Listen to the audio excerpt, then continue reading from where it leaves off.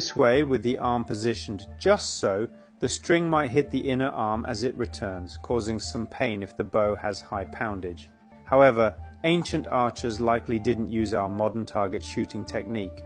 As war archers, they probably had their own specific shooting method not unique to the Nuragic people. Ancient armies like Saracen archers sometimes used arm shields, which prevented modern-style shooting. Interestingly, this arm guard is positioned to protect the outer arm more than the inner side. You can see here how the arm guard and glove aren't actually protecting the inner arm, except through this system I've interpreted as padding. It could also be lace marks, keeping everything tied to the arm. Obviously, we can't know for sure, we're just speculating. The most striking thing, though, is that the glove mainly protects the elbow. It covers the outer hand when it should really protect the inner part. Some archers use special gloves to avoid cuts from sharp arrow fletching, at least for some types of arrows. With other types, natural fletching is softer, so this problem doesn't really exist. Another interesting detail is two buttons often seen on these gloves. Some have speculated they were for arrow rests, sights, or other purposes. I've personally researched this and have a video on this channel about how Nuragic archers fought. I've written articles and book chapters on this topic.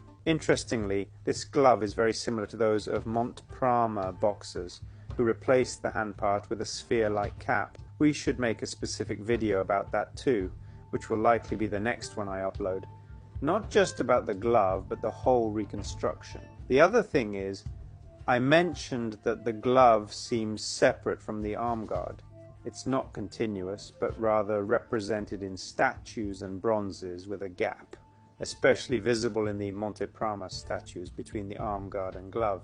Then I thought about these two buttons. In bronzes they look quite large, but in the Montprama statues they're actually tiny, really looking like small buttons. So I wondered if these buttons might be used to attach the glove to the arm guard. Some have suggested it's an arrow rest or sight, but in archery terms that doesn't make sense. You'll find many articles on this, like Brizzi's Bronze Archers, where various theories are proposed about its purpose. Certainly not a sight or arrow rest, as a finger is enough to hold the arrow and so on. The theory is this detail served one purpose, as in many bronzes it's seen not where the arrow passes, but in other spots.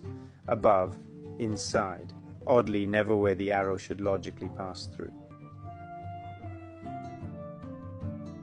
Interestingly, this detail is on warrior gloves too, who didn't shoot arrows, suggesting it might be a trick to keep the hand part attached.